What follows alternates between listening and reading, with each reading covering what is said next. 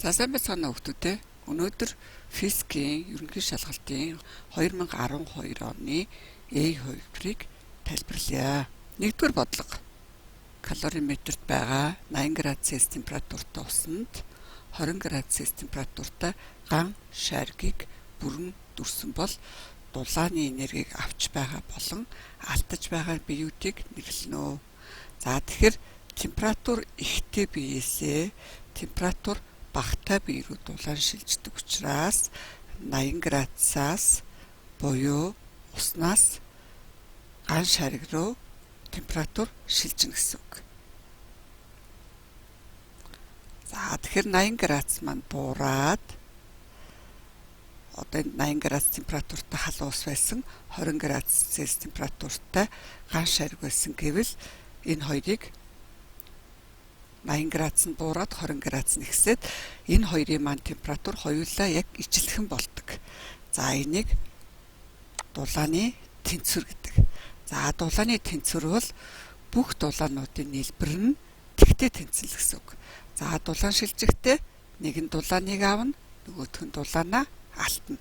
За тэгээд нийлбэр дулаан ямагт тэг байна. Нэгэсэндээ алдсан, авсан дулаанууд тэнцүү байна. Алдсан дулааны хэмжээ, авсан дулааны хэмжээ тэнцүү. Тийм учраас алдсан хасгаар авсан нэмэхээр тэмдэглэгдээд хооронд нэмэх юм бол тэг болно. За дулаан тэнцвэр гэдэг нь нэг биеийн авсан дулаан нь нөгөө биеийн алдсан дулаантай тэнцүү гэсэн онол өгдөг байна.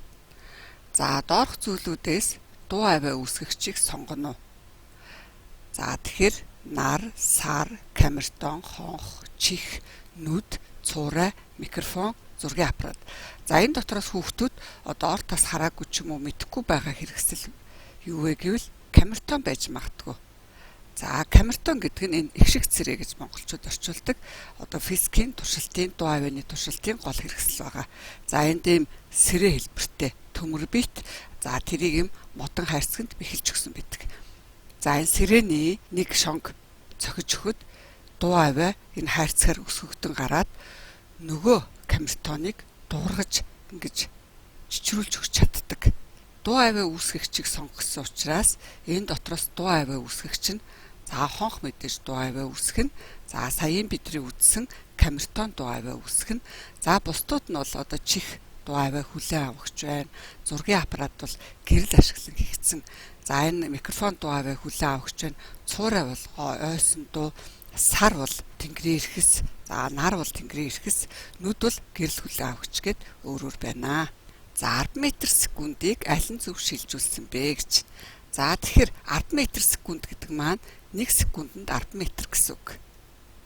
За тэгэхээр 1 секундэд 10 м зам тулдаг юм бол энэ A-ийн 36 м минут нь нэгсэндээ 1 минутанд буюу 60 секундэд 36 м гэсэн үг. За дараагийн 60 м минут нь бол 1 минутанд 60 м гэсэн үг. Тэгээд 1 минут гэдэг маань 60 секунд учраас 60 секундэд 60 м. За дараагийнх нь минутанд буюу 60 секундэд 360 м. За дараагийнх нь 60 секундэд 3600 м. За дараагийнх нь 60 секундэд 600 м гэх мэтлэн ийм хариултууд байна. За аль нь зөв бэ гэвэл бидрийг 1 секундэд 10 зөв байх ёстой. Энэ дотроос 1 секундэд 10 нь аль вэ гэвэл за энэ биш, энэ биш, энэ биш. За энэ зөв байсан байх нэ. За 1.5 вольтод ажилладаг чийдэнг 15 вольтын хүчтэй залгавал яах вэ гэсэн байна. За эхлээд хэдүүлээ видео үзээдхий. За чийдэнг дамжуулагч утсаар бидний энгийн цахилгаан эхлэхэ гэж мэднэ тийм ээ. За чийдэнгийн дамжуулагч утсаар холбоод хүчтэй буюу гүйдэл үсгэгчтэй холбох гэж байна. За эхлэхээ битүүрлээ. За анхаараарай хүүхдүүдээ. За энд бол гүйдэл хэрэглэгч, энд бол үсгэгч, энэ дунтраалга, энэ цахилгаан эхлэх. За гүйдэл үсгэгч дээрх хүчтлийн хэмжээ 9 вольт гэж. За тэгвэл хэрэглэгч дээрх хүчтлийн хэмжээ бас 9 вольт гэж. Тэгэхээр хэрэглэгч дээр унж байгаа хүчтэл гүйдэл үсгэгчийн хүчтэлтэй ямагт тэнцүү байдаг учраас ийм зөрүүтэй байгаа тохиолдолд энэ чийдэн маань ялгуур бага хүчтэлд ажилладаг. Гүйдэл үсгэгчийн их учраас энэ маань яасан бэ гэхээр шатнаа л гэсэн үг. За дараагийн бодлого. Цахилгаан цахилгаан генераторын ажиллах зарчим. За тэгвэл бүгдээрээ генераторын ажиллах зарчмыг эхлээд энэ видеоноос харъя. За энд нэг соронзыг зис оромог руу оруулж гаргахад чийдэн асж байгаа буюу энэ чинь гүйдэл үүсэж байгаа нь харагдаж байна. Хүчтэлтэй байгаа юм тийм үү? За тэгэхээр оромгийн тоо цөөхөн байвал яах юм? Гэрэлтэлт бага байна тийм ээ. Оромгийн тоо их байвал гэрэлтэлт их байна.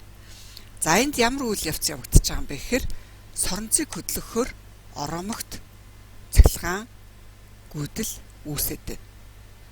За тэгвэл генератор гэдэг маань энэ Фарадейн гаргасан энэ хуулийг ашиглаж хийсэн төхөөрөмж учраас соронз хөдөлж болно, эсвэл гадна талын оромог хөдөлж болно. Ямар ч байсан энэ чинь юу хийх юм бэ гэхээр механик хөдөлгөөн хийх ёстой байна. За тэгвэл энэ дотроос бид нэг механик хөдөлгөөн аль нь гэхээр оромог эхэлж заавалжгүй эргэх ёстой л гэсэн үг. За оромог эргэнгүүт яаж чинь буюу энэ соронзыг хөдөлгөнгүүт яаж байгаа вэ хүмүүстээ? 3 дугаарх нь юу гэж байна? Оромогт индукцийн цахилгаан хөдөлгөж хүч үүснэ. Дараа нь яасан гэж байна? Индукцийн гүйдэл үүснэ. За тэгэхээр энэ хүчтэл гүйдэл үүсэж байгааг энэ хоёр элементээр харуулж байгаа. Чийдэн болон вольтметрээр энэний эсэргүүцэд бид нар энэ саатуулах, энэ эргэлтийг саатуулах гэсэн хүч үйлчилдэг. За энэ нь хамгийн сүүлж байгаа. За ийм учраас C хувилбар шүү хүмүүстээ. За дараагийн бодлого. KLM гэсэн 3 бие өгсөн байна. KLM. За массууд нь ижлэх юм бол тэдгээрийн газарт учруулах даралтыг жишнэ өгсөн байна. За бүгдээрээ анхаарай. За бидний үндсэн томьёо. За эндээс харъя. Хатуу биеийн тулгууртаа учруулах даралт бол дарж байгаа хүчийг учруулж байгаа даралт учруулж байгаа талбайд харьцуулсан харьцаа гэлдэг. За ийм болохоор бид нар энэ томьёогоо энэ бичсэн байна. За тэгэд масс нь ижлэгсэн учраас массаар нь илэрхийлээд биччихлээ. Массаар илэрхийлж өчгөр хүндийн хүчийг эсвэл тулгууртаа үйлчилж байгаа хүчийг талбайд хувааж байгаа гэсэн үг. За тэгэд суурийн талбай хамгийн бага байгаа нь даралт нь их байна гэсэн үг тийм үү? За тэгвэл суурийн талбай багтаага нь их байгаа. За тэрний дараа энэ K нь байж таараа. Тэрний дараа M битийнх нь даралт. За анкер харин ойлгомжтой. Дараагийн бодлого. За өгөгдсөн хурд хугацааны диаграмыг ашиглан биеийн 2 секундын хугацаанд явсан замыг олооч гэсэн байна. За тэгэхээр бид нар томьёогоо эхлээд харах хэрэгтэй. Томьёо бол тогтмол хурдтай үед замыг олохдоо хурдыг хугацаагаар үржүүлдэг. За тэгвэл бидний графикийг харахаар энэ нь хурдных, энэ нь хугацааных. Тэгвэл хурд хугацаа хоёрыг жишээлбэл үржүүлье. Тэгвэл хурдыг 3-аар үржүүлнэ, хугацааг 2-оор. 3-2-6 болчихно доо. За тэгвэл 3-2-6 гэхээр энийг харахаар бидний хувьд бол тэгшүнцэгтийн талбай болчихно. Гэтэл бидний энэ графикийг харахаар график маань ямар байгаа вэ? Тэгшүнцэгт гурвалжин хэлбэртэй байгаа учраас 2 тувааж. За тэгэхээр бид нар хурд хугацааны график өгөгдсөн тохиолдолд графикээр хязгаарлагдсан талбайг бодож олохоор замыг бодож олсонтой адилхан байдаг шүү хүмүүстээ. За дараах багчиг аль нар нь халан хүйтэн хэмждэг вэ гэсэн байна. За энэ дотор динамометрийн зурагнуудыг багш нүглээнд бол хүч хэмждэг багчнууд. Яагаад вэ гэхээр мензурк, шугам, термометр, цаг гэд бид нар бусад багшнуудаа бол бүгдийг өдөр тутамд хэрэгэлдэг, хардаг, мэддэг. Динамометрийг бол өдөр тутам хэрэгэлдэг учраас мэдэхгүй байж болзошгүй. Тэгэхээр энд ийм янз бүрийн хэлбэртэй байдаг. За сургалтанд хэрэглэгддэг динамометрүүд бол энд харагдаж байна. За энэ үйлдвэр болон бусад байгууллагуудад хэрэглэдэг, бусад үйл ажиллагаанд хэрэглэдэг динамометрүүдийн энд харагдаж байна. За энд бол гарын хүчийг хэмжсэн байна тийм үү хүмүүстээ. За тэгээ халуун хүтнийг алинаар хэмждэг вэ гэсэн учраас бид нар алингаар хэмждэг термометрээр хэмждэг ойлгомжтой. За зурагт үзүүлсэн хайрцагнуудын алинд нь хүнхүртөл байна вэ гэсэн байна. За тэхийн тулд бүгдээрээ эхлээд за энд юу вэ хүмүүстээ? Цуглуулагч линз. Энэ бол сарниулагч линз. Энэ болохоор гүтгэртөл, энэ болохоор хүнхүртөл. За тэгвэл эдгээрт биеийн дүрсийг байгуулт геометр байгуулт хийж үзье хүмүүстээ. За тэхийн тулд гол оптик тэнхлэг заавалжгүй татах хэрэгтэй. За гол оптик тэнхлэг татахаар параллел цэцэргүүдээр үзүүлье. За гэрлийн цэцэрэг параллелаар нэвтрээд фокусын цэг дээр очиж уулздаг. За цуглуулагч линзээр хугараад фокусын цэг дээр очиж уулздаг. За тэгвэл энд одоо аль нь байна вэ гэдгийг олно гэсэн. За цуглуулагч линзийн хувьд бол гэрлийн цэцэрэг ийм замаар явдаг байна. За тэгвэл сарниулагч линзийн хувьд яадаг вэ гэхээр сарниулагч линз зэрвэл гэрэл очиж хугараад тал тал тийшээ сарнсан байдалтай. За энд цугларсан гэсэн утгатай, энэ нь бол сарнсан гэсэн утгатай. Харин энэ цацрагийн үргэлжлэл нь энэчээ бол фокусын цэг дээр очиж уулздаг. Гадагшаа бол цацарсан байдаг. За гүдгэр толон дээр үзээ хүмүүстээ. Гүдгэр толон дээр тол бол гэрэл ойлгох хэрэгсэл тийм ээ. Линз бол хугалагч хэрэгсэл. За тэгээд энд бол хугалсан бол одоо энэ чи ойлгоно. Ойгоод хаашаа ойдох юм бэ гэхээр өнгө тал тал тийшээ ойдог байна. За харин энэ цацрагийн үргэлжлэл нь толны фокусын цэг дээр таарах ёстой шүү хүмүүстээ. За харин хүнхэр толон дээр яадаг вэ гэхээр ингэж ойдог байна. За хүнхэр тол маш анхаараа хүмүүстээ. Энд толны фокусын цэг дээр очиж фокусын цэг рүү гэрлийн цэцэргүүд ойж явж байгаа гэсэн үг.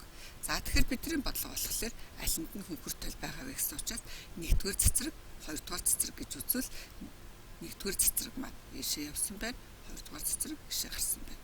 За тэгэхээр ойлгомжтой тийм ээ. За 10 дугаар бодлого. Дараах хариултуудаас бурууг нь сонгоорой гэсэн байна. Гэрлийн хурд нэг орчноос нөгөө орчин шилжихэд өөрчлөгддөг. Үнэн тийм ээ. За толон ойлтын үед тусгалын ба ойлтын үнцүү тэнцүү байна. Үнэн тийм ээ. За хавтгай толонд бодит дүрс үүсдэг.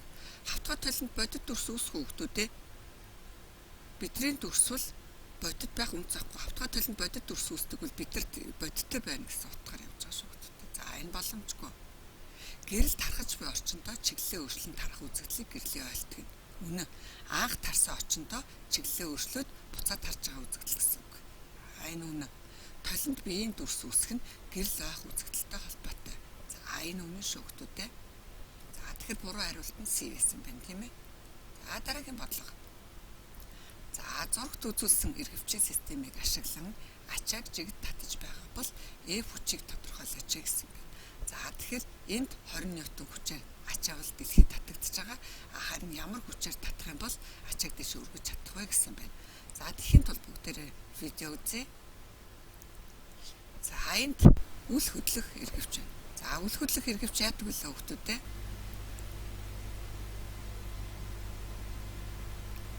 За үл хөдлөх эргэвч ашиглаад 10 ньютон хүчээр 10 ньютон хүчтэй ачааг татах гэж байна. За ингээд татаад байхад бол харж байгаа хүмүүстээ 5 ньютон өргөж чадахгүй байгааз.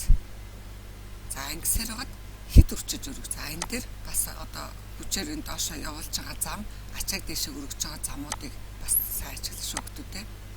За ингээд 10 ньютон хүчээж л өргөж чадна. Тэгэхээр 10 ньютон ачааг 10 ньютон хүчээр үл хөдлөх эргэвчтэйгээр татаж өргөдөг байна. За тэр үед болохоор хийж байгаа ажил болон одоо өргөсөн зарцуулсан энерги хоёр маань хэмжээгээрээ тэнцүү байна.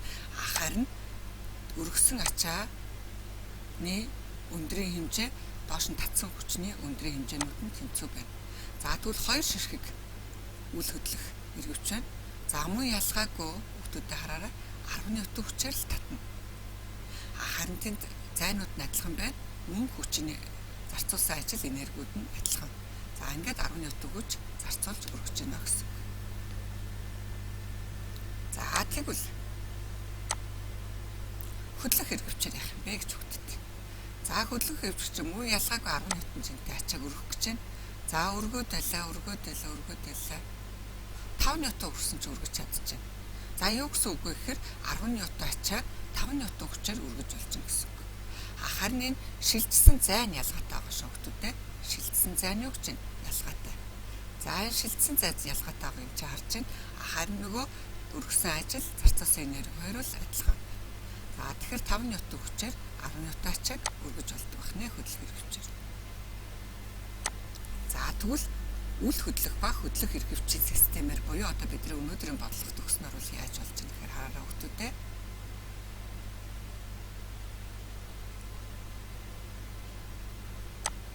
Мөн адил 10 ньютон ачаа байгаа. 5 ньютоноор л өргөж байна. 5 ньютоноор өргөж байна. Харин энэ явж байгаа замд нь ялгаа гарна хүмүүстээ. Явж байгаа замд юу гэж байна? Ялгаа гарна. За энэ ялгаатай байгааг энэ чанаас харж болно. За тэгэхээр бид нар 20 ньютон хэдээр өргөх нь бол ойлгомжтой байна, тийм ээ? За 12 дугаар бодлого. За 12 дугаар бодлого дээр энэ зэрэгцээ холболттой эсэргүүцэл холбоосыг хэлэхээ байна. За тэгээд нэг эсэргүүцэл дээр нь вольтметр холбогдсон, нөгөө эсэргүүцэл дээр нь түлхүүр байна. За тэгэнгүүт түлхүүрийг холбоход вольтметрийн заалт яаж өөрчлөгдөх вэ гэсэн.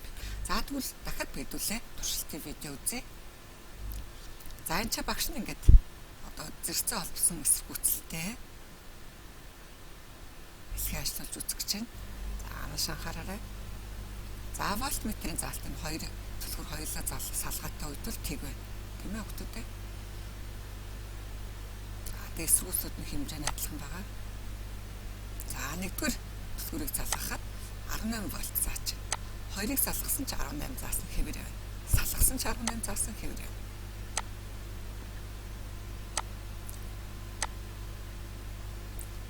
За батарейны хүчлийг үзэж чинь 18 вольт. За тэгвэл өмнө хэдүүлээ 18 байсан. За тэгвэл энэ эсэргүүцэл дээр хүчлэл хэмжлээ 18 вольт. Дараагийн эсэргүүцэл дээр хүчлэлийг за ихнийх төр хэвээр нь байлгаж агаад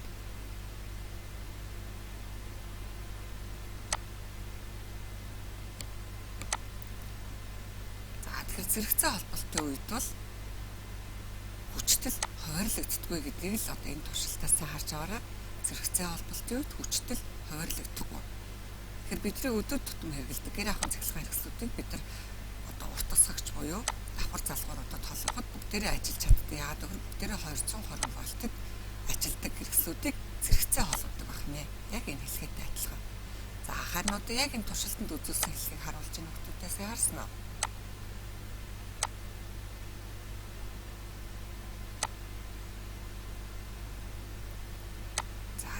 Салгасан хэвээр хүчлээ өөрчлөгдөх байгааз. За тийм учраас хариулт ойлгомжтой шүү хүүхдүүдээ. 13 дугаар бодлого. За соронц мөн үү биш үү гэдгийг шалгахаар соронцонд 1 2 3 4 гэсэн туйлтай биеүүдийг ойртуулж үтсэн байна. За тэгсэн чинь 2 дугаар туйлаар нь ойртуулвал таталцаад, 1-ээр нь ойртуулвал түлхэлцээд, 3-аар ойртуулвал таталцаад, 4-өөр ойртуулвал таталцаад байсан байна. За энэс туйлууд бол таталцдаг, харин ижил туйлууд бол түлхэлцдэг. Эсрэг туйлууд таталцдаг гэдэг нь эндээс харагдаж байна, тийм ээ. За тэгэхээр энд таталцаад, энд түлхэлцээд байгаа учраас 1 2 үл юу юм бэ? Соронц гэсэн. Харин энэ бүх талаараа таталцаад байна гэдэг маань бол соронц биш ээ гэсэн үг шүү хүүхдүүдээ. 14 дугаар бодлого. За зурагт энэ график өгсөн байна, тийм ээ. Температур нь хугацаанаас хамаарлыг үзүүлсэн. За хугацааны эхэнд гэхэлэр энд гэсэн үг. Бодис хатуу төлөвт байсан бол ямар цэгүүдийн хооронд бодис хатуу төлөвт хүрэх вэ гэсэн байна. Хатуу төлөвт хүрэх вэ гэсэн. За бүгдээрээ бас видео үзье. За энэ болохоор багшны туршилт хийж одоо симуляц туршилт хийж үзээд байгаа. За энд хатуу төлөвт байна гэдэг энэ хатуу төлөвт гэж харж байна хүүхдүүд. За хатуу төлөвт энд хатуу төлөвт байна. За хайлах команд өгчээ. За тэгэхээр хатуу төлөвт яаж вэ? Температур ихсэж байгаа учраас халж байна. Хатуу төлөвт халж. За энд бол хайлж байгаа гэсэн. Энд яаж байгаа юм бэ? Хайлж байгаа. Одоо энд хайлтсан юм чинь шингэн төлөвт халж байгаа гэсэн. За энэ бөмбөсийг хөлгөнд харуулж байна.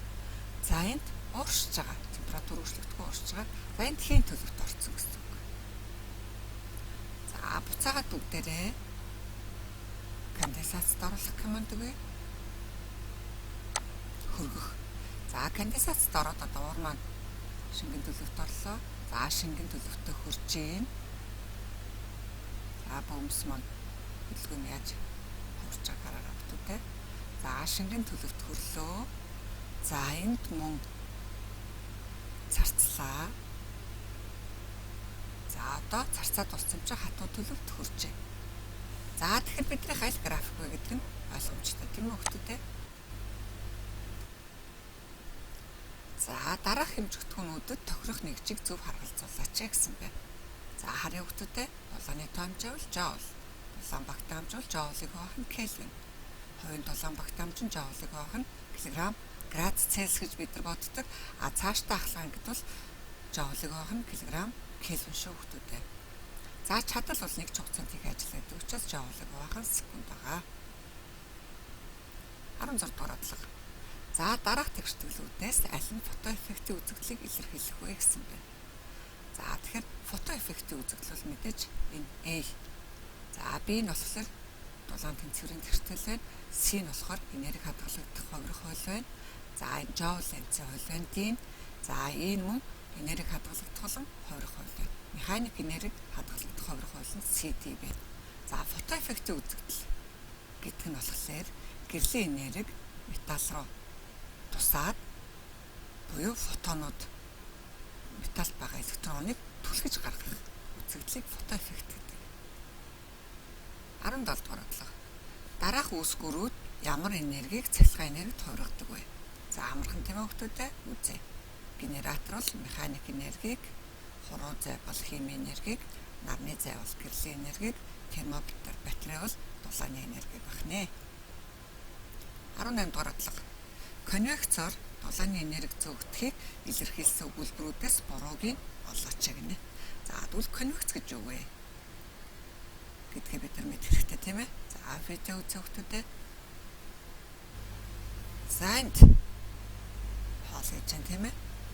За тэгэхээр энд шууд дамжуулал. За тэгэхээр дулаан шилжилтийг дотор нь шууд дамжуулал. За энэ жишээлбэл тогоо халаад плетийг халаад тоогоо халаад халсан тоогоо маань хоолоо халааж байгаа. За энд бол шууд дамжуулал буюу кондакшн үзүүлж байна. За хийн шингэнээр дулаан зогдохыг болохоор конвекцийн үзэгдэлтэй. За конвекцийн үзэгдэл одоо энэ хийд нөгөө халсан агаар дэше хөрч байгааг харуулж байна тийм ээ хүүхдүүдээ.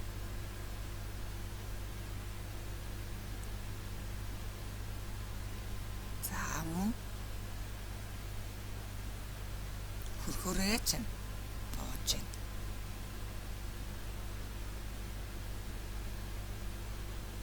Сая хийг үзсэн бол одоо шингэнд доороос халлаа, халсан шингэн маань дээшээ хөрдөг гэдгийг дотор нь байгаа самраар бид нар харж байна. Сам руу дээшээ яаж чинь халаад хөрч чинь тийм ээ. Шингэнтэйгээ адилхан халсан учраас хамт дээшээ хөрч чинь. За энийг бол конвекц үзэгдэл.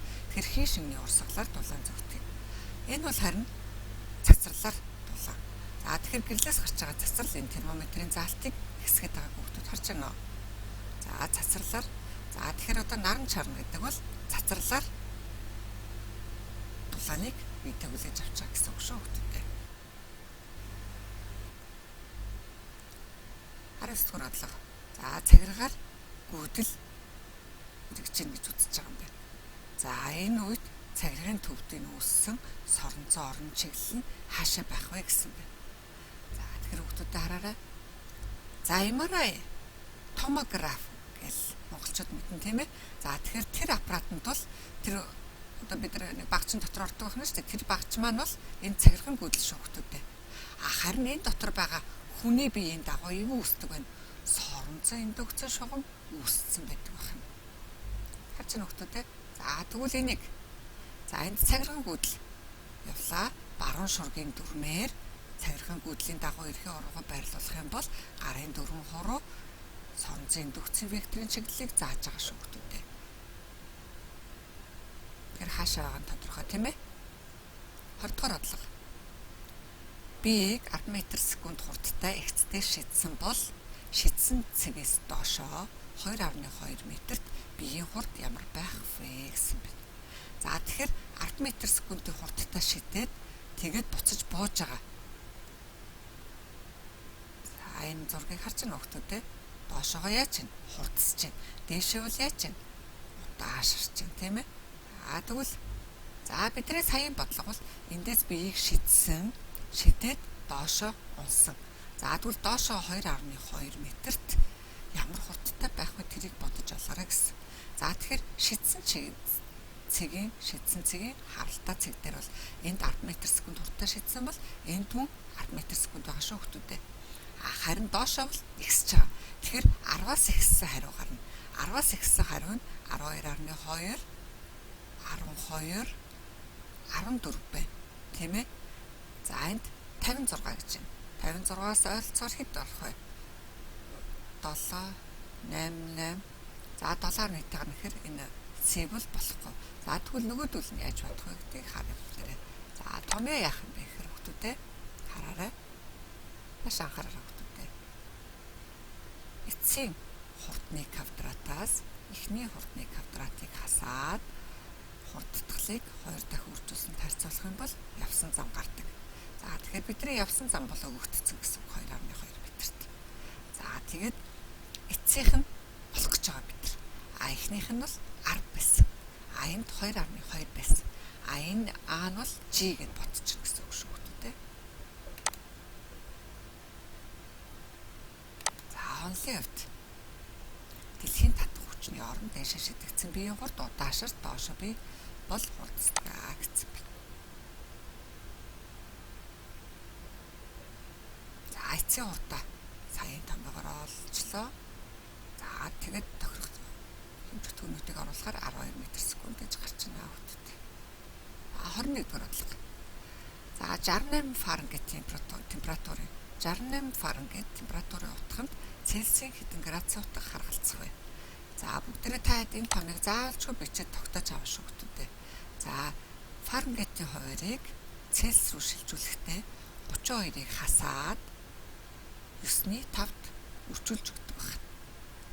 Харин Цельсийг Фаренгейт болохдоо Цельсийн утгыг 1.8-аар үржүүлээд 32-ыг нэмдэг байна. За бас амархан арга нь маш анхаараарай. Цельсээ 9-өр үржүүлээд 160-ыг нэмээд 5 тувааж болно гэсэн үг шүү хүүхдүүд. За тэгвэл энэ аргаар бодоод үзье.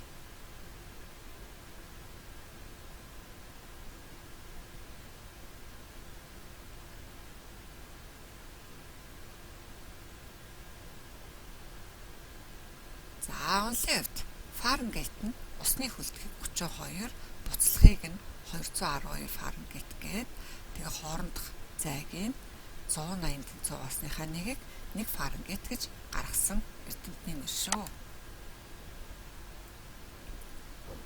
200 г-аас 20 градус температуртай усыг 300 г-аас 80 градус температуртай устай холсон бол холцын температурыг тодорхойлооч гэсэн байна. За тэгэхээр хүүхдүүдээ томьёогоо харъя. За томьёо холцын температур бол 1-р биеийн массыг температураар үржүүлсэн дээр 2-р биеийн массыг температураар үржүүлснийг нэмээд нийт массуудын нийлбэрт харьцуулсныг холцын температурыг бодож олдог. Харьцуулж холцын температурыг бодож олдог. За ийм учраас энэ аргаараа бодъё. За тэгэхээр маш анхаараарай. Саяын томьёо байна. За 200 г-аас гэсэн учраас 1.2 20 градус температур 1.3 кг 80 градус температур 1.2 дээр 1.3-ыг нэмээд ингээд 56 градусээс гарсан байна. Ларын хүүхдүүдээ. За дулаан шилжихтэй температур ихтэй биеэс багатай бие рүү шилжих буюу температур ихтэй нь дулаанаа алдаж температур багатай нь дулаан авдаг. Ингээд хоёр бие ижилхэн температуртай болдог. Алдсан болон авсан дулааны энергиуд ямагт тэнцүү байна. 23 дугаар бодлого. За энэ ч зураг өгөгдсөн байна. F1, F2, F3. За тэгээд нэг нүдийг 10 ньютон гэж үзээрэй гэсэн байна. Гурван хүчний нийлбэрийг бодож олооч. За эсрэг чиглэсэн байвал хооронд нь нэмдэг. За тэгэхээр 1, 2, 3, 4, 5, 6, 7, 8, 9. 1, 2, 3. За 9-оос хооронд нэмсэн учраас хасах энэ чиглэлийн эсрэг учраас хасагдана тийм ээ. 9-оос 3-ыг хасахаар 6. За тэгвэл ийшээ чиглэлтэй 6 ньютон үлдсэн байна. А нөгөө талд нь бол 1, 2, 3, 4, 5, 6, 7, 8. За энэ хоёр 90 градус чиглэгдсэн учраас энэ хоёрын нийлбэр хүч хаашаа чиглэх юм бэ гэхээр ийшээ чиглэсэн хүч үүсэх ёстой. За ийшээ чиглэсэн хүч нь хэд вэ гэхээр 8864 6636 нийлээд язгуураас язгуур дор 100 язгуураас 10 гараад 20 10 болох юм. 24 дугаар бодлого. За шингэн шахуур буюу шингэн төхөөрөмж. За энэ ч 5 см квадрат талбайтай бага бүлүүр байгаа юм байна. Энэ ч том бүлүүрийн талбайг бодож олооч гэсэн байна. За энд F хүчний үйлчлүүлэлээр дарж байгаа бол G хүчтэй хүндийн хүчтэй битийг дээш нь өргөх юм байна. За тэгээд G-г F-т харьцуулсан харьцаа 5-тай тэнцүү. Тэгвэл жижиг бүлүүрийн талбай энэ бол том бүлүүрийн хэмжээ ямар байсан бэ гэсэн бэ. За эхлээд бүгдээрээ видео үзье хүүхдүүдээ. За энд экскаватор буюу газар ухдаг том аврагтай машин харж байна тийм үү хүүхдүүдээ. За тэгэхээр энэ машины энэ шангаыг ажиллуулахын тулд энд хараа эдгээр маань энэ бүлүүрүүд ажиллаж байгаа шүү. Энд юу гэж байна? Шингэнд бүлүүрүүд энэ ч ажиллаж байгаа. Яг энэтэй адилхан. За тэгэхээр энэ бага талбайд түлхээд том талбайгаар энэ машиныг өргөж байна. Тийм үү? За тэгвэл энийг шүнгийн төхөөрөмж юу хэлбэрийн сав харилцах савч гэж нэрлэдэг. За саяны экскаваторт яг ийм төхөөрөмж ажиллаж байгаа гэсэн. За бидний зураг дээр ч гэсэн энд ингэ байгаа. За тэгэхээр энд бага талбай, энд том талбай их хүч байна. Энд бага хүч байна. За тэгвэл талбайнууд нь ялгаатай байна тийм үү? За тэгвэл энд хүчийг талбайд харьцуулсан харьцааг бид нар даралт гэж мэднэ тийм ээ.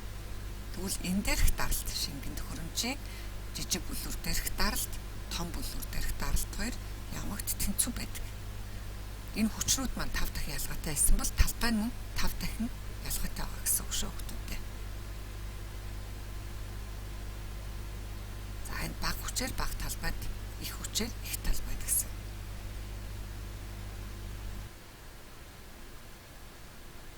За 25 дахь бодлого үлэг систем дэх элементийн цөмд хичнээн нейтрон байх вэ гэсэн бэ. За аль элементүүдийг үлэг системд ийм хэлбэрээр тэмдэглэдэг мэднэ тийм ээ. За төвлөгтөдөө. За энд ус төрөгчийн изотопууд дээр багш нь тайлбарлая. За хөнгө ус төрөгч гэхээр цөмдөө нэг протонтой, гадна талдаа нэг электронтой ус төрөгчийн элементийг хөнгө ус төрөгч гэдэг байна. За тэгвэл энэ маань X set нь 1 байгаа гэсэн үг. X set нь юу гэж байна? 1 байгаа. Харин за энэ гараад ирээд харъя хүүхдүүдээ. За энэ хувьд бол ус төрөгч нь n1 байгаа гэсэн үг. За одоо хүнд ус төрөгч болохоор 1 электронтой, 1 протонтой, 1 нейтронтой. Тэгэхээр юу гэсэн үг вэ гэхээр энэ маань буюу энэ сет тоо, масс тоо маань 2 гэж гарна. Хүнд ус төрөгч бол 2 гэж гарна. Харин A тоо буюу цэнгийнхэн дугаар нь 1 байна. Цэнг нь бол 1 байна. Яагаад гэвэл 1 протон, 1 электронтой учраас гэсэн. За энд бол нэмэх хасах аль. Тэгэхээр 1 электрон 1 протонтой учраас энэ чинь 1 гэсэн тоо. За энэ чинь хит хүнд ус төрөгч. Хит хүнд ус төрөгч гэдэг бол 1 протон, 2 нейтрон, 1 электронтой. За тэгвэл сет тоо буюу масс тоо нь 3 гэж яригдана. Харин цэнэг нь 1 л гэж яригдана. Ягаад гэвэл энэ чинь 1 электрон байна мөн 1 протон байгаа учраас A тоо нь ямагт 1 байна. Ойлгосноо хүүхдүүдээ? Энд бол 88 ширхэг протонтой, 88 ширхэг электронтой гэсэн. Харин энэ 226 нь 88 протон дээр нэмээд нейтронууд байгаа гэсэн үг. За тэгвэл энэ масс тооноосоо 88 протоноо хасаад өгчвөл нейтроны тоо гарна хүүхдүүдээ. За сар хэртэг үзэгдлийн хувьд зөвийг олооч гэсэн байна. За тэгэхээр бас хэдүүлээ яг сар хэртэлтийн видеог сонирхъя.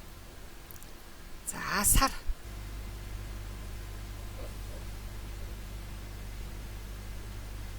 За ингээд дэлхийг тойрч эргэж байгаа тийм үү хүүхдүүдээ. За ингэж эргэх явцдаа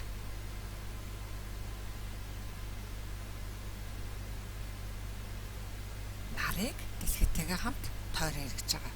За сарны дэлхийг тойрч байгаа орбит бол энэ хазгай байдаг. За тэгвэл нар дэлхий сар гэсэн байрлалд. За энд бол хагас эртэлт. Яг энд дэлхийн сүүдэр бүтнээрээ орж ирвэл энийг бүтэн эртэлт гэнэ. За энэ бүтэн эртэлтийн зураг. За хараа хүүхдүүдээ. За ингээд нар дэлхий сар гэсэн байрлалд байх нь тийм ээ. За сар ингээд дэлхийн сүдэрт ороод бүтэн хэртэд ийм өнгөтэй болж харагддаг байна. За энэ хэсэг нь бол хагас хэртэлдэг нь, энэ нь бүтэн хэртэлдэг нь, энэ нь хагас хэртэлт. За тэгээ нар дэлхийн сар гэсэн байрлалаар байдаг байна. 27 дугаар бодлого. За электрон. За энд электрон байна тийм ээ. Хэвтээ хавтгаад тогтмол V хурдтай хөдөлж яваад за хурдандаа перпендикуляр чиглэлтэй соронзооронд орсон байна. За тэгвэл соронзоорны зүгээс электронд үргэлжилж байгаа Лоренцийн хүчийг олооч гэсэн. За тэгэхээр бүгдээрээ энэ зургийг сайн ажиглая. За Лоренцийн хүчний чиглэлийг олохдоо 100 гарын дүрмээр олдог. 100 гарын алга руу соронзын төвцийн вектор орж явахад гүйдлийн чиглэлийг дөрвөн хурууны чиглэл байрлуулах юм бол эрхийн хуруу Лоренцийн хүчний чиглэлийг олно гэсэн юм дүрм байдаг. За энэ Монгол, Орос улсуудад хэрэгждэг. Бусад улс орнууд бол баруун гарын дүрмээр яригддаг. Баруун гарын дүрмээр нааш анхаараарай. Гарын алга руу соронзоороо орсон хэвээрээ байна. Харин эрхийн хуруу гүйдлийн чиглэлийн заана баруун гарын харин дөрвөн хуруу Лоренцийн хүчний чиглэл заана гэж баруун гар дээр яригддаг шүү хүмүүстээ. За тэгэхээр одоо энэ зургийг харъя. Одоо энэ баруун гараар тайлбарласан байна. За гарын алга руу соронзоорн N-ээс S руу орж ийн гэж үзнэ. За D хариулт тэгэхээр доороос дээшээ. Доороос дээшээ хөдөлсөн гэсэн. За нааш анхаараарай. Доороос дээшээ гэхэлэр. За энэ зураг энд байгаа тийм ээ. За 100 гараа N рүүгээ харуулж байрлууллаа. За тэгтээ энд болохоор нааш анхаараарай хүмүүстээ. Яг бидний энэ дүрм бол нэмэх цэнгийн хувьд энэ дүрм. Тэгвэл хасах цэнгийн хувьд болохоор чиглэл нь эсрэг болчдөг. За Лоренцийн хүчний 100 гарын дүрм бол яадаг гэж нэмэх цэнгийн хувьд яригддаг учраас энэ хасах цэнэгтэй учраас чиглэл нь доороос дээшээ гэж орж ирж байгаа шүү хүмүүстээ. 28 дугаар бодлого. Ураны 92-235 изотоп хэд хэдэн цацраг идэвх задралын дараа 88-223-т радийн цөм болж хувирсан бол задралуудыг олооч гэсэн байна. За ураны 92-238 изотоп нь альфа задрал хийгээд юу болж хувирч байна? Тоор болж хувирч байна. За 1 альфа. Тэгвэл эндээс нааш анхаараарай хүмүүстээ 92-оос 2-ыг хасаад 238-аас 4-ыг хассан байгаа. За тэгвэл энэ 88 болохын тулд 223 болохын тулд одоо хэдэн альфа хэдэн бета задрал хийсэн бэ гэдгийг харах гэж байгаа гэсэн. За энэ альфа за бета задралын хувьд бол цөмөөс электрон гардаг. Цөмөөс яадаг гэж байна? Электрон гардаг. За тэгээд хүүхдүүд өөрсдөө энэ цааш нь үргэлжлүүлэн бодоорой. За 29 дугаар бодлого. 36 км/цаг хурдтай явж байгаад тормослон 5 секундын хугацаанд зогссон бол хурдтгалыг олоорой гэсэн байна. За энэ амархан тийм үү хүмүүстээ томьёо хурдтгалыг бол эцсийн хурднаас эхний хурдыг хасаад тухайн хугацаанд нь харьцуулсныг хэлдэг. За тэгвэл бүгдээрээ бодоод үзье. За эцсийн хурданд зогссон гэсэн учраас тэг байгаа. За 36 км/цагийн хурдтай явж байгаа гэсэн учраас C систем шилжүүлэх юм бол 10 м/сек. Хэдэн секундын дараа зогссон бай? 5 секундын дараа зогссон учраас 2 м/сек-ийн хурдтгалтай удаашрах хөдөлгөөн учраас хасах тэмдэгтэйгээр бодно. 30 дугаар бодлого. Нарнаас дэлхийн хүртэлх зай 150 сая км ба анхраг хүртэлх зай 228 сая км бол анхраг гариг нарыг нэг тойрох хугацааг дэлхийн жилээр илэрхийлээрэй гэсэн байна. За энэхийн тулд хүмүүстээ дээрээ Кеплерийн хорон хуулийг үзье. За Альберт Кеплер гэдэг эрдэмтэн 1-2 дугаар хууль 1609 онд гаргасан бол 1619 онд 3 дугаар Альберт Кеплерийн 3 дугаар хуулийг гаргасан. За 1-р хууль нь бол гаригууд нарыг тойрч хэрэгтэй эллипс хэлбэрийн замаар явах бөгөөд фокусын нэг цэг дээр нь нар оршино гэж тодорхойлсон байгаа. Тийм ээ. За 2 дугаар хууль нь ингээд тойрч явцдаа нартай ойртох үедээ хурцаар нарнаас холдох үедээ удаашрна гэж утсан. За тэгээд ижлэгэн хугацаанд хурдан удаанаас шалтгаалаад секторуудад хувааж өгөх юм бол инсектрүүдийн талтай хоорондоо ямар тэнцүү байна. За энэ дулаан байна. Энд бүтэн А гэсэн үг шүү. За энийг 20 дахь хууль гэж байгаа. За тэгээд энэ 12 сартай мод гарч байгаа. За 3 дахь хууль гархийг тойрон эргэж байгаа хугацааны квадрат нь нар хүртэлх дундаж цайн кубүүдийн харьцаатай.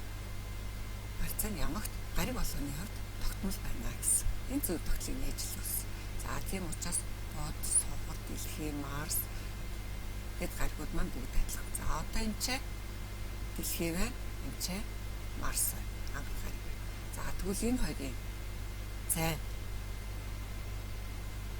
кубүүдийн харьцаа нь энэ нарыг тойрох хугацааны квадратуудын харьцаанууд нь тэнцүү байна гэсэн энэ зөв тогтлоор бид нар бодлогоо бодож байгаа шүү. За тэгэхээр хараараа хүмүүстээ. За саяхан 3 дахь хуулийн том яв байна.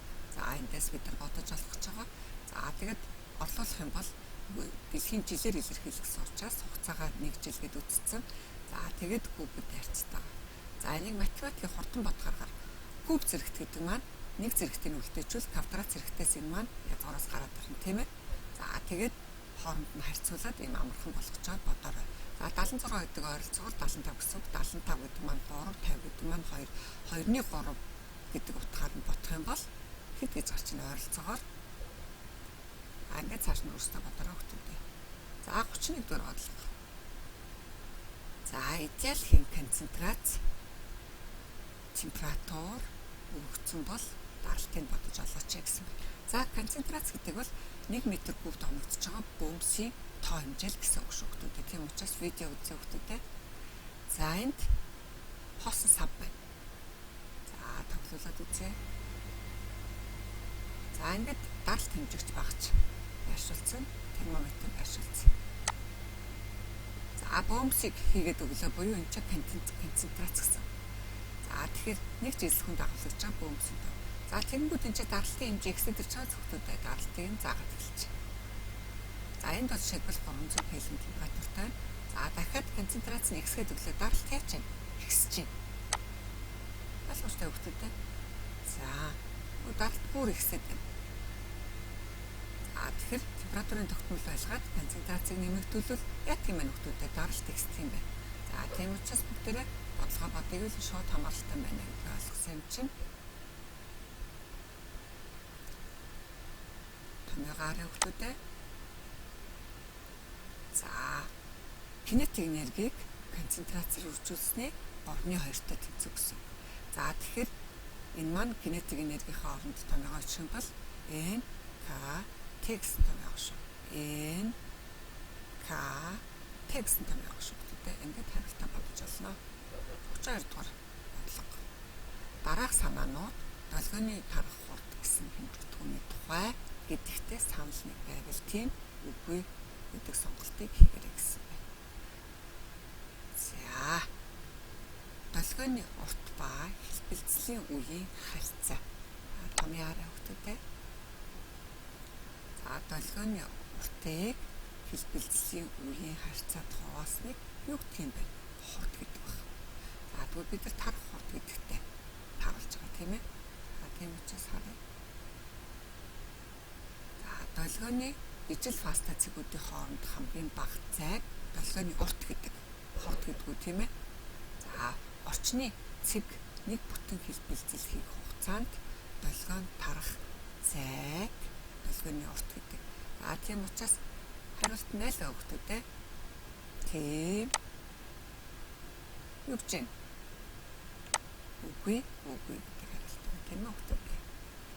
33 дугаар бодлого. За электролит дундуур гүйж байгаа гүйдлийн хүч нь I байхад T хугацаанд катод дээр E мастер бодис ялгарсан. Электролитер гүйдлийн 6 дахин X гэж гүйх хугацааг нь 2 дахин багасгавал катод дээр ямар хэмжээний бодис ялгарх вэ гэсэн. За тэгэхээр тул төгтөдөө эхлээд бүгдээрээ электролит гэж юу юм? За тэгэхээр цалин гүйдэл дамжуулах чадвартай юм шингэнийг электролит гэдэг байна. За энэ дотрын дүрцэн байгаа энэ хоёр шонг электрод гэдэг байна. За энийг анод гэдэг электрод байх нь энэ нь протод гэдэг электрод байна. За тэгээд энэ электродуудыг өөдөл үсгчтэй холбож өгөх юм бол энэ дээр үүссэн энэ хасах цэнгээс болоод энэ электролитийн нэмэх явнууд энэ дээр чоромтлогдно.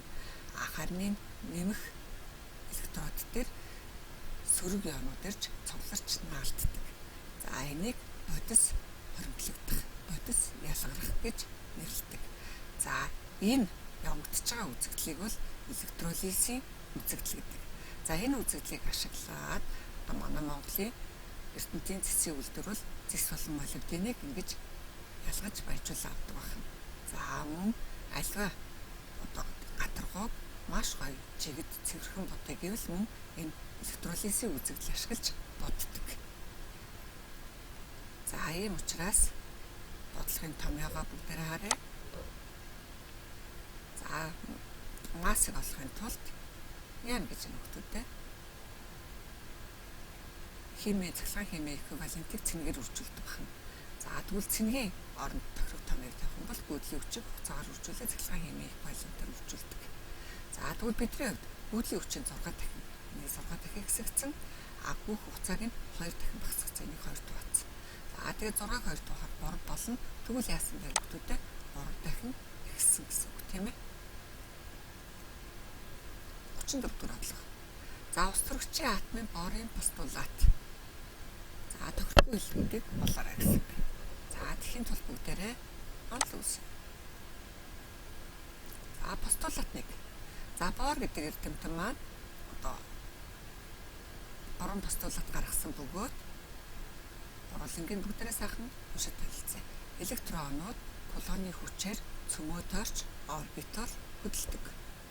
2 дугаар постулат нь электрон зөвхөн зөвшөөрөгдсөн энергитэй орбитаар хөдлөх бөгөөд энэ үедээ гэрлийн цацрагалт болон шингээлт хийдэггүй. За 3 дугаарт нь атом электрон нэг орбитоос нөгөө орбитод шилжихэд гэрэл цацрагна эсвэл шингэнэ. За тэгэхээр зураг хараа хүмүүстээ. За нашаанхаар нэгдүгürt нь юу гэсэн бэлээ? За электронууд тодорхой зөвшөөрөгдсөн орбитоор ирэх. За тэгэхээр энэ жишээлбэл 2 зөвшөөрөгдсөн орбитонтэй ирж байгаа гэсэн. За тэр үедээ бол 3 дугаар постулат дээр нь ямар нэгэн гэрлийг шингэн цацрагнаж байсан уу? Байхгүй байсан. Харин нэг энергийн түвшнөөс нөгөө энергийн түвшин рүү шилж хүрдээ эсвэл цацрагна эсвэл шингэн. Тийм ээ? За ийм 3 постулат байгаа. Нэгдүгürt нь хийн цочирсон атом цацрагалт хийн. Өмнө хүүхдүүдээ цочирсон гэдэг нь яач гэсэн хүүхдүүдээ нэг төлөвөөс нөгөө төлөвт гэсэн. За электрон бага энергитэй түвшин рүү шилжихдээ фотон цацрагна. За мэдээж их энергитэй түвшин рүү шингэн. За мөн. За устөрөгчийн атомын электрон цөмөө тойронд дурын орбитаар ирэх үгүй шүү дээ. Зөвшөөрөгдсөн орбитаар л ирэх. За электроны энергийн түвшин квантчлагдсан байна. За тэгэхээр энэ түвшин дээрх энергиуд нь ялгаатай бөгөөд тодорхой зүй тогтолтой байна гэдгийг онцлогдсон гэж хэлж байгаа. Тийм учраас хариулт нь юу вэ хүмүүстээ? Мэдээж тийм байна, тийм ээ. 35 дахь бодлого. За энийг манай хүмүүс бүгдээрээ аягүй сайн мэднэ. За 1-ээс 2 руу зөв нэрлсэнийг олооч гэсэн байна. За 1-ээс 2 руу даралт ихсэж гин мөн температур ихсэж гин. Даралт ихсээд температур ихсэж байгаа бол юу вэ хүмүүстээ? ISO хор байж таараа. За 2-оос 3 дээр даралт тогтмол байгаа юм. Тэгэхээр ISO бар байж таараа. За 3 4 саяны 1 2-ын уруу харагдаж байна тийм ээ. Тийм учраас ISO хор байж таараа. За 4-өөс 1 нь 2-оос 3-тай ажиллах учраас ISO бар байж таараа хариулт нь ойлгомжтой байна.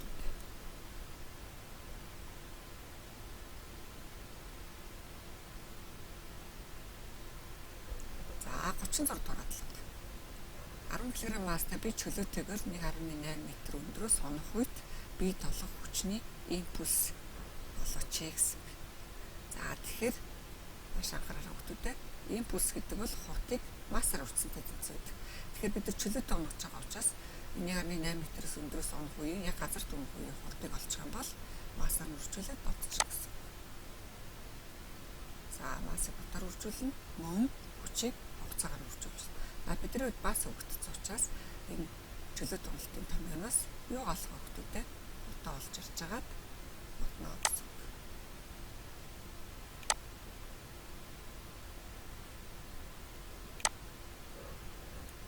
За тэгээ хариултаарай.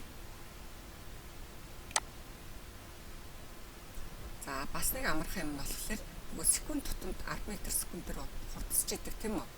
За тэгэхээр 1.8 м дээр хитэн секунд гарах вэ гэхээр хэд гарах юм бэ нөхдөөдөө? 2 ашиг хаваахан G 2 ашиг гэдэг 3.6-ыг 10 тонн гэсэн.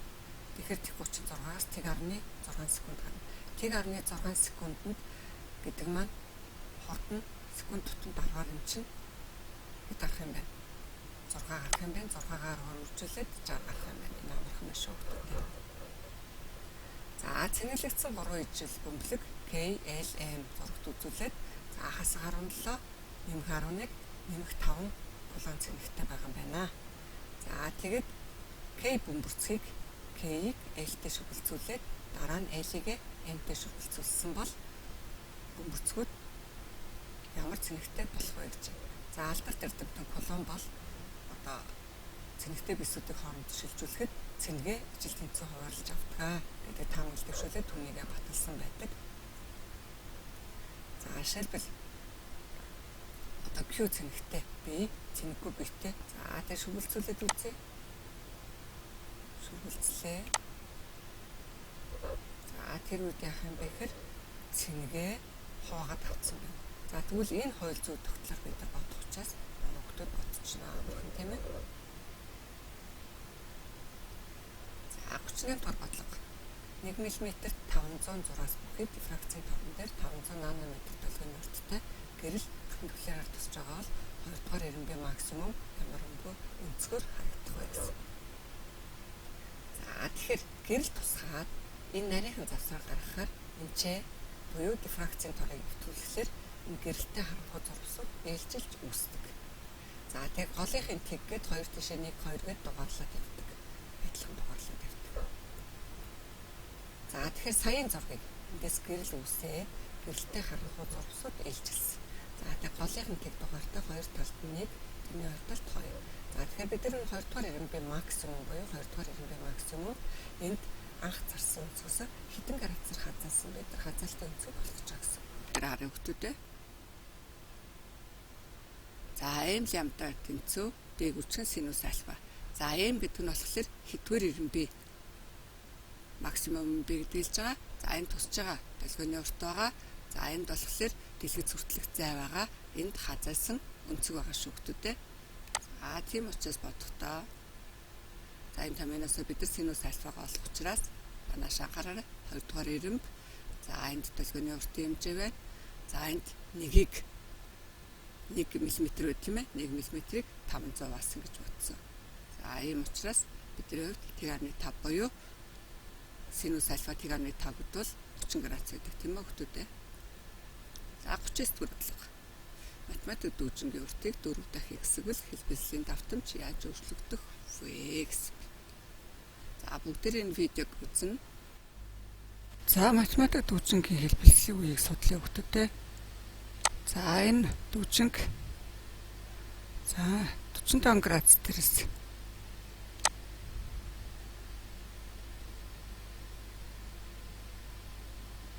за дүүжингийн урт ямар байна гэдгийг ажиглаарай.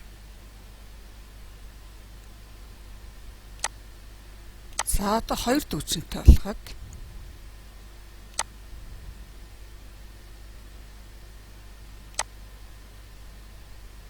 за хоёулангийн адилхан 45 градус болгож жагаад тоглуулад үзье. За тэгэхээр дүүжингийн урт хэлбэлслийн үетэй ямар хамааралтай байгааг богино байвал хэлбэлслийн үе нь бага байна. Урт байвал их байгаач удаан байна гэсэн үг. Их байна гэдэг нь хэлбэлслийн үе их байна гэдэг нь удаан байна. Дүүжингийн урт нь богинохон байх юм бол хэлбэлслийн үе нь бага буюу хурдан хэлбэлцэж байна.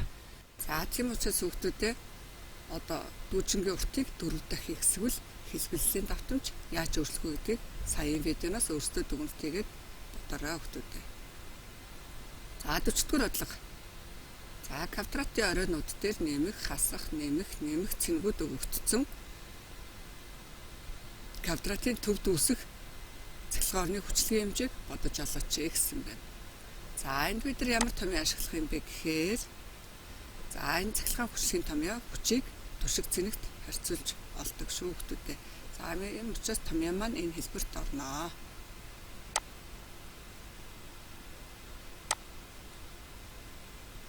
За цахилгаан орныг хүчний талаас илэрхийлдэг физикийн бүртгэгүйнийг цахилгаан орны хүчлэг гэнэ.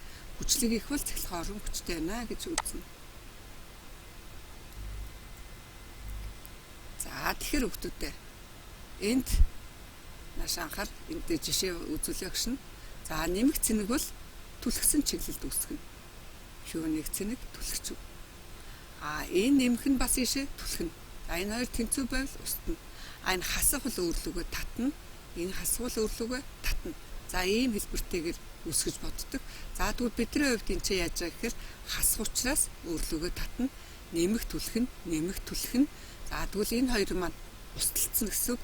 Харин энэ түлхэж байгаа хасах татж байгаа учраас энэ хоёр цэнгийн нийлбэр хүчлэгээр тодорхойлогддог шүү хүүхдүүдээ.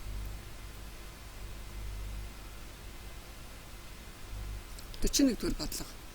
За зурагт үзүүлсэн хэлхээний элементүүдийн хүчтлийн болон хэлхээний гүйдлийн хүчний үйлчлэгч утгууд өгөгдсөн бүрэн эсэргүүцлийг бодож олооч гэсэн байна.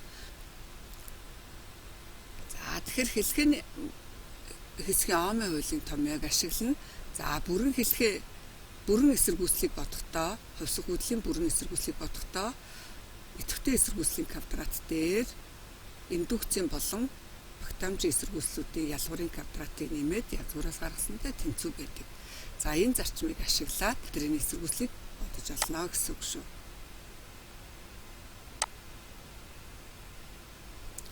За хувьсах гүйдлийн үүсгүрт резистор, оромог, конденсатор залгасан хэлхийг хувьсах гүйдлийн хэлхээ гэнэ. За тэгэхээр бид нарт энэ өгөгдсөн хэлхээ бол хувьсах гүйдлийн хэлхээ байна. Хувьсах гүйдлийн хэлхээний үл үсгчийг юм долгиотой хувьсдаг гэдгийг нь үзүүлээд графикаар косинус синусын үл өөрчлөлтөд график хэлбэртэй зурсныг харж байгаа зөвхөдөө. За ингээд 2 ампер гүйдэл байгаа. За бүгдээр энэ видеог үзье. За видеон дээр одоо хэрхэн өөрчлөгдөж байгаа, хүчлүүд нь хэрхэн өөрчлөгдөж байгааг анзаарна. Дулаан ялгаруулдаг резистор, оромог, конденсатороос тогтох хувьсах гүйдлийн хэлхийг судлая.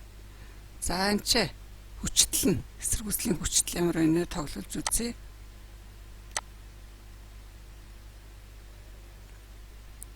Ийм хэлбэлцэл нь байх нь. За конденсатортай. За дан конденсатор гэж бодъё. Дан конденсатор.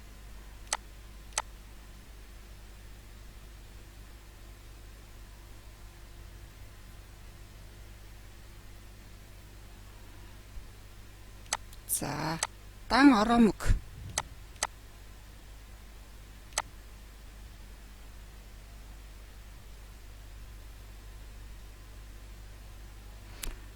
За одоо гурвуулангийн хамт.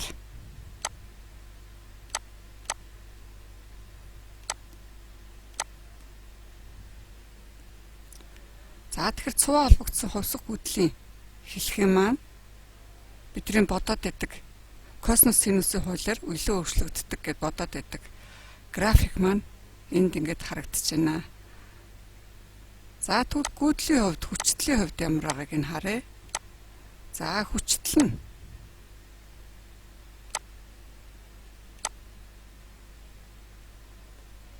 хувьсах гүйдлийн хүчтэл. За 250 вольтоор 250 радиан секунд буюу тойрог давтамж нь.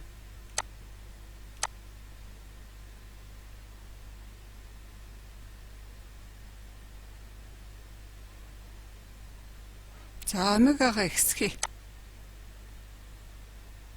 400 радиан секунд болголоо.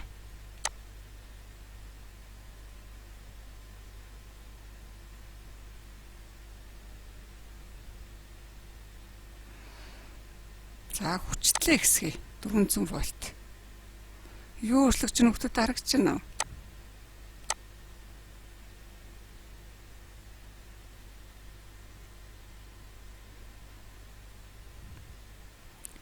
За тэгвэл энэ үеийн эсэргүүцлийн үзье.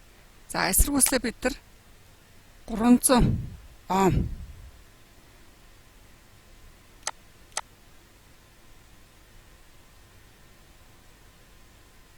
гэвэл эсэргүүцлээр унах хүчтэл маань ингэж харагдах нь.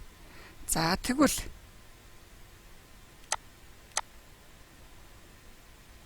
оромог дээр унах хүчтлийг оромгийн энэ төгсөлийг үзье.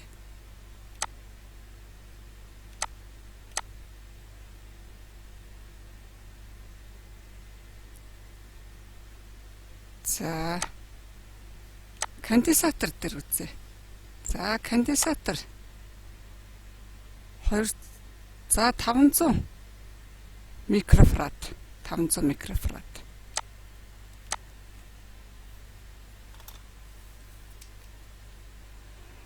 За энэ үед хүчтэл нь ямар ах нь вэ? За гурвангийн хамт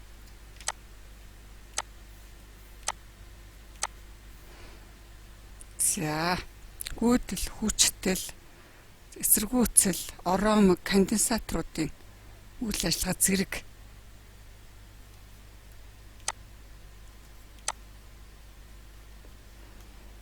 косинус синусын хуулиар уялан өөрчлөгддөг хэлбэлслийн графикийг бид нар байгуулж харлаа. За энд байгаа энэ тоо утгууд нь гэж харагдаж байна. За тэгэхээр одоо хэрхэн яаж бодох? Сайн анзаарч хагаад өөртөө 41-ийг маш сайн бодорой өгдөө. За 42 дугаар бодлого. Цацраг үтгт элементийн хагас задралын үеийн 4 цаг бол 12 цагийн дараа анх байсан атомын цөмийн хичнээн хувийн задрах вэ? Задарсан бэ гэж. За томьёогоо харъя өгдөө. За энд анх байсан цөм за хагас задралын үеийг ашиглаад энд хагас задралын хугацаа энд зарцуулсан хугацаа гэсэн. За биднийхээр бол энэ 4 цаг, энэ нь 12 цаг гэд бодно гэсэн үг. За ингэж бодож болно. За мөн амархан арга байдаг тийм ээ. За 50% нь 4 цагт бол үлдсэн 50-ийнх нь 50% нь дараагийн 4 цагт гэсэн үг. 25% үлдсэн байгаа. 25-ийн 50%-ийг дараагийн 4 цагт гэд бодож болно. За ингэж за одоо бүгдээр энэ видеон дээр харъя. За цөмийн хагас задралыг харуулж байна. Энд ингээд задраад босч байгаа холбогдох график нь. За энд бас энэ задрал явагдаж байна. Харгалзах график нь энд. За тэгэхээр сая энэ видеоноос энэ цөм ингээд хагас задарч байгааг хагас задарч байгаа график. За тэгээд энэ графикт харгалзах үзлээ тийм ээ. За тэгвэл энд 4 цагт хагасан задрдаг юм бол за шилбэл одоо ингээд энд анх байсан цөм 100% гэж үзэх юм бол энэ ингээ хагасан задардаг юм бол 12 цагийн дараа гэхэд жишээлбэл одоо энэ ч 50% задарлаа. За үлдснийх нь ингээд ингэж явсаар байгаад ингэж гарнаа гэсэн. Тэгээд хэдэн вэ гэдэг нь гарнаа. Ойлгомжтой тийм ээ хүмүүстээ. 43 дугаар бодлого. Хэвтээ чигт 30 градусын өнцөг үүсгэсэн налуу автгын өндөр 40 см. Налуу автгын оройгоос гулсаж эхэлсэн бие ямар хугацаанд налуу автгаагаас буух вэ гэсэн. За томьёо харъя хүмүүстээ. За мэдээд налуу автгандаа гулсаж бууж байгаа учраас хурдны гэсэн тэгэхээр жигд хурц хөдөлгөөний бодож олно. За мэдээж үрэлтийн хүчийг бодож ашиглана. За эндээсээ үүсгэсэн томьёо нь бол энэ шүү хүмүүстээ. Энэ хоёр томьёог ашиглаад үүсгэсэн. За тэгэхээр ямар хугацаанд гэсэн учраас одоо эндээс энэ тэгээ гаргаж ирж бодно гэсэн үг шүү. За зургаас харъя хүмүүстээ. За ийм байгаа тийм ээ. За энд тулгуурын хүч байна. Үрэлтийн хүч байна, тулгуурын хүч байна, хөндийн хүч байна. За энэ мастай би ийшээ гулгаж унж байгаа тийм ээ. За тэг хүчнүүдээ задлаад EMG-гээ задлаа биччихлээ. За ийшээ Ньютоны 2 дугаар хуулийг биччихнэ. За ингээд бидний бодлого илүү амархан болно. 44 дугаар бодлого. Дулааны машины халагуурын температур 727 градус Цельс, хөргөөрийнх нь 27 градус Цельс бол түүний ашиглуулын коэффициентийн хамгийн их утгыг олох гэсэн байна. За бид нар томьёогоо харъя. За халагчийн температураас хөргөчийн температурыг хасаад халагчид харьцуулсныг 100%-аар үржүүлсэнийг дулааны машины ашиглуулын коэффициент гэж боддог. Ийм учраас бид нар яаж бодох юм бэ гэхээр 727 градус Цельсийг Кельвинлөөр шилжүүлж одоо шүүгтүүдэд 273-ыг нэмээд бодно гэсэн үг. За тэгэхээр 273-ыг нэмэхээр 1000 болно. За энд болохоор 300,000-аас 300 хасаад 1005 гэсэн үг. За тэгэхээр хариу нь ойлгомжтой байна тийм ээ. За онлын хувьд хий шингэн хатуу түлшний дотоод энергийг механик энерги болгон хувиргадаг хөдөлгүүрийг дулааны хөдөлгүүр гэдэг. Хөдөлгүүрт байнга шаталтын явагдаж байдаг улмаас халалт маш их тул хөдөлгүүрийг хөргөхийн тулд өөрөө хөргөх систем байнга ажиллаж идэг. За энэтэй холбоотой ашиглуулын коэффициент гэдэг ойлголт орж ирсэн байна хүүхдүүдээ. За 45 дугаар бодлого. За пүршиг x1 хэмжээгээр сунгасан.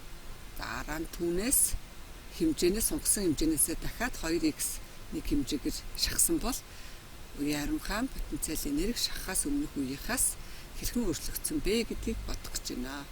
За тэгэхээр бол бид нар хүчний үеийн харамхайн энерги F тэнцүү kx гэдэг гүкийн хууль байна. За kx квадратыг хуваахын 2 гэдэг нь үеийн харамхайн энерги шүү. За тэгэхээр хэдүүлээ хүч үйлчилсний улмаас зарим биеийг хэлбэр хэмжээ өөрчлөгдөхийг деформац гэдэг.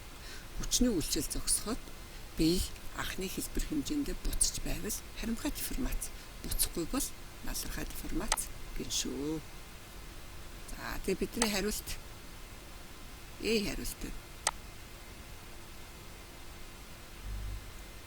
За 46 дугаар бодлого. 20 вольт хүчтэй тэжээл толгосон 40 микрофарад багтаамжтай хавтгай конденсаторын дотор диэлектрик нэвтрэмж нь 10-тай тусгаарлагч хийх юм бол конденсаторын энерги ямар хэмжээгээр өөрчлөгдөх вэ гэсэн. За томьёогоо харъя хүүхдүүдээ. За конденсаторын багтаамжийг бодож олдог томьёо байна. За энэ болохоор хавцнуудын хоорондох зай, энэ конденсаторын хавцын талбай. За энд диэлектрик нэвтрэмж болно цахилгаан хэмжээ байна. За эндээс энэ конденсаторын цахилгаан энергийг бодож олдог томьёо бас байна хүүхдүүдээ. За бүгдээр видео үзье. За эндийн симуляц дээр багш нас ашиглаж хийсэн байгаа. За конденсатор хэрхэн ажилладгийг бүгдээр мэдэж авъя. Конденсатор гэдэг маань ийм хоёр хавтгай металл байгаа. Голдоо тусгаарлагч орсон. За тэгэхээр энд хэрхэн ажилладаг юм бэ гэдгийг за батарейтай холбоод үзье. За батарейны вольт Т-ийг зааж. За эндээс бас хэдүүлээ вольтметрээр хэмжээд үзье. За энэ ч Т гэдэг нь харагдаж байна. За хүчтлээ нэмээд өглөө. За Т 175 вольт гэхлээр за энэ дээдлийнх нь хавцанд бол нэмэх цэнэг, доотлынх нь хавцанд хасах цэнэг хөрөнгөлөгдөж байна. За энд яасан гэхээр энэ батарейны нэмэх туйл байгаа. Тэгэхээр нэмэх туйл нэмэх цэнэгүүд за хүчтлээ нэмээд өгье. Ихсэж байгаа биз? За мөн хоёр хавтанга хооронд нь ойртуулах зайг нь ойртуулахад багтаамж нь өөрчлөгдөж байна. За конденсатор бол цэнэг хуримтлуулагч. Тэгэхээр энд хуримтлагдсан цэнгийг хэлж байгаа. За талбайг нь ихсгэж хөр. Цэнгийн нэгтршил. За одоо хүчтлээ нэмээд үгүй. За ихсэж байна. За 1.5 вольт болгоч. За цахилгаан орныг харъя. За цахилгаан орн бол нэмэхээс хасах руу чиглэсэн цахилгаан орн үүсдэг. За энэ дотор энэ ч пикофарад гэсэн. За энд цэнгийн хэмжээ байна. За 154 пикокулон гэсэн байна. За энд цэнэглэгдсэн энерги хэмжээ байна. Хадгалагдсан хуримтлагдсан энерги 141 пикожоул энерги хуримтлагдсан байна гэсэн байна. За тэгэхээр энэ 400 мм квадрат талбайтай 9.8 мм хоорондоо зайтай байхад 1.5 вольтын хүчтэй байхад энд энерги хэмжээ. За энэ ч цэнгийн хэмжээ. За энд багтаамж конденсаторын багтаамж харагдаж байна хүмүүстээ. За энд бүр ихсэж байна. За хэдий ч ойртуулахад. За тэгэхээр одоо бүгдээрээ энийг батарейгийн читэнгээр солиод үзье. За читэнтэй холбоод үзэхээр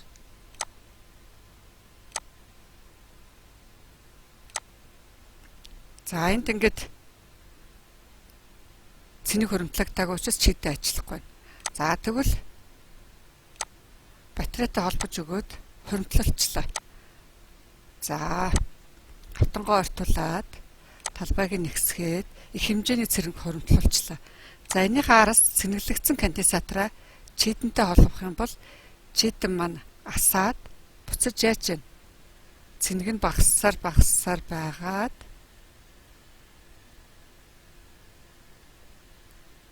ингэж унтарч байна. За тэгэхээр орчин үед энерги хэмнэх зорилттой электроникийн төхөөрөмжүүд бүгд одоо байгаль орчинд ээлтэй гэж байгаа маань электрон хэлэхэд бол конденсаторуудыг маш ихээр хийж өгсөн байгаа. Энэ нь цэнгийг хуримтлуулад хуримтлагдсан цэнгээрээ ажиллах зорилтоор хийгдэж байгаа гэсэн үг шүү хүмүүстээ. Тэгэхээр конденсатор бол цэрэнг хуримтлуулах буюу энерги хуримтлуулах зорилттой электрон төхөөрөмж ахнэ. За конденсаторын тухай ойлгож авсан бол хүмүүстээ энэ томьёо өгсөн учраас томьёогоо ашиглаад өөрсдөө бие даан бодно шүү. 47 дугаар бодлого. За дугуй ширээний голоос дээшээ 2 м өндөрт 500 кандела гэрлийн хүчтэй читэн байрлаж байгаа. За ширээний диаметр 1.5 м бол ширээний захад гэрэлтүүлэг ямар байх вэ? За томьёо. За энийг гэрэлтүүлэхийн томьёогийн гэрлийн хүчийг одоо өнцгөр нь үржүүлээд зайн контрактад хувааж өгдөг. За онлын хувьд гэрэл үүсгчээс гарсан гэрэл орчныг гэрэлтүүлдэг бөгөөд түүнийг судлахад гэрлийн хүч гэдэг хэмжигдэхүүн ганцаараа хангалтгүй бөгөөд гэрэл маань гадарга дээр тусаад түүнийг хэр зэрэг гэрэлтүүлж байгааг илэрхийлсэн хэмжигдэхүүнийг гэрэлтүүлэг гинэ. Нэг чинь люкс шүү гэсэн байна. За бидний өнөөдөр олох гэж байгаа бодлого байна тийм ээ. Томьёо мэдсэн чи бодож чадна тийм ээ хүмүүстээ. 48 дугаар бодлого. За фото эффектийн улаан хэл. За мэдээж Эйнштейний алдарт фото эффектийн тэгштгэл байна. За энэ улаан хэлийн томьёо байна. За эдгээрийг ашиглаад бодноо. Онсон. За гэрлийн үйлчлэлээр металлаас электрон сувран гарах үзэгдлийг фото эффект гэх бөгөөд сувран гарсан электронуудыг фотоэлектронгийн тусчгүй гэрлийн эрчимд нэмэгдүүлэхэд фотоэлектроны тоо ихсдэг. Нэг фото нэг л электроныг сугалдаг. Фотоэлектроны хурд буюу кинетик энерги нь тусчгүй гэрлийн давтамжаас хамаардаг. За гол онол нь энэ мартаж болохгүй шүү хүмүүстээ. За энэ видеог үзээд бүгдээрээ яг ямар процесс болж байгаа фото эффектийн үзэгдэл юу болж байгааг харъя. According to the wave theory, energy and intensity of light wave depend on its amplitude. Hence, energy of photoelectrons should increase with the intensity of light. But experimental results indicate that the energy of photoelectrons does not depend upon the intensity of light. According to the wave theory, energy of light has no relation with its frequency. Hence, change in energy of photoelectrons with the change in frequency cannot be explained. Photoelectrons are emitted spontaneously. This cannot be explained by wave theory. Free electrons in a metal is emitted only when it gets certain minimum energy called work function of the metal.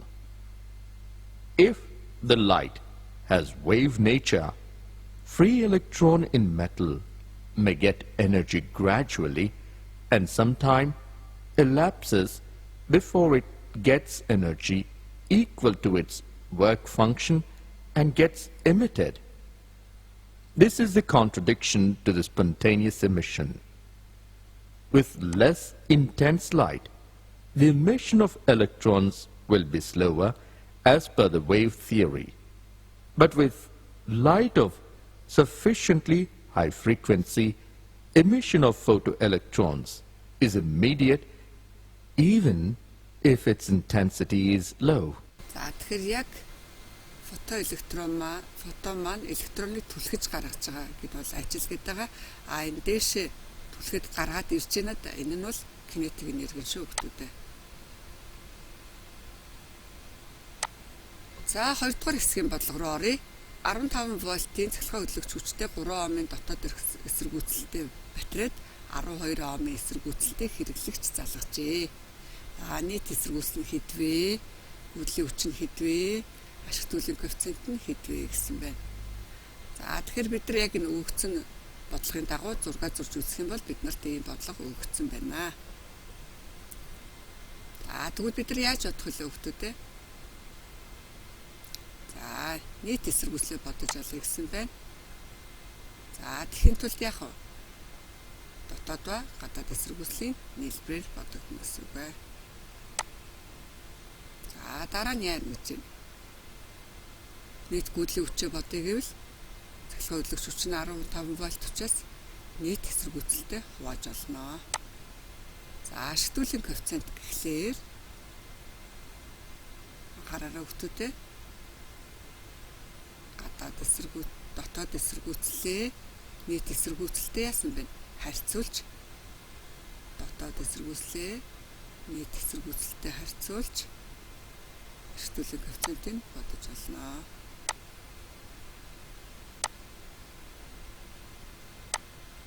За 2-2 линзээс 60 см зайд байрлах биеийн бодит дүрс линзээс 120 см зайд үүсэж байгаа бол линзийн фокусын зай. За тэгээд 1.5 диоптрийн хасах 1.5 диоптрийн хүчтэй оптик хүчтэй линзтэй шахсан new үедэх системийн оптик хүч шугам өсгөлтийг олох юм байна. За тэхийн тулд хүмүүстээ энэ зураг дээр харъя. За энэ линз. За энэ бие вэ. За параллел цэцрэг линзээр дайрч хугараад фокусын цэгийг дайрна. Линзийн төвийг дайрсан шулуун татна. За фокусын цэгийг дайраад линзээр хугараад параллел цэцрэг татаад за энэ 3 цэцрийн оглолцол дээр дүрс үүсэх ёстой. Линзээс бие хүртэлх цаг А зайг нь харин дүрсээс линз хүртэлх цаг Б зайг нь. За фокусын цэг хүртэлх цаг фокусын зайнууд гин. За энэ фокусын зай энэ дээр ч бас хадгалагдана. За биеийн өндөр, дүрсийн өндөр, биеийн өндрийг жижиг ашиг нь, дүрсийн өндрийг том ашиг нь. Фокусын цаг энэ томыг ашиглаж бодно тийм ээ. Бидний фокусын цаг болоорой гэсэн. За дараа нь шахаж байрлуулсан үеийн бодоорой гэсэн. За тэгэхээр оптик хүч бол фокусын зай уруу хэмжигдэхүүн байдаг. За тийм учраас за дараа нь шахаж байрлуулсан гэдгээрээ бодчихно. За тэгээд өсгөлтийн коэффициентийг ингэж бодож олно шүү хүмүүстээ.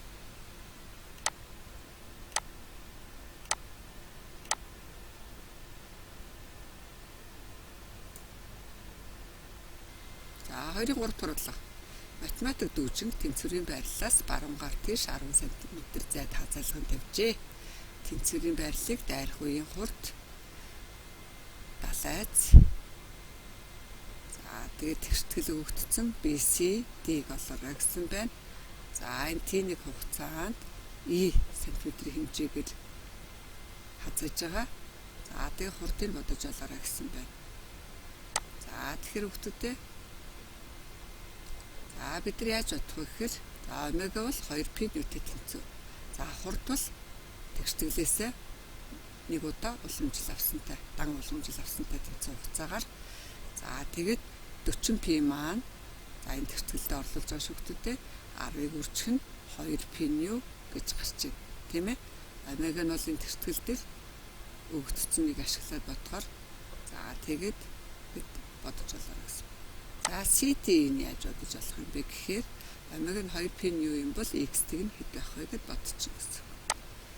За дараа нь давтуулжвал үеийн уруу хэмжигдэх учраас гэж бодоод олчихно тийм ээ. За ингээд хурдаа бодоод олчихно. X-с буцаар авсан уламжил гэж хэлсэн тийм ээ.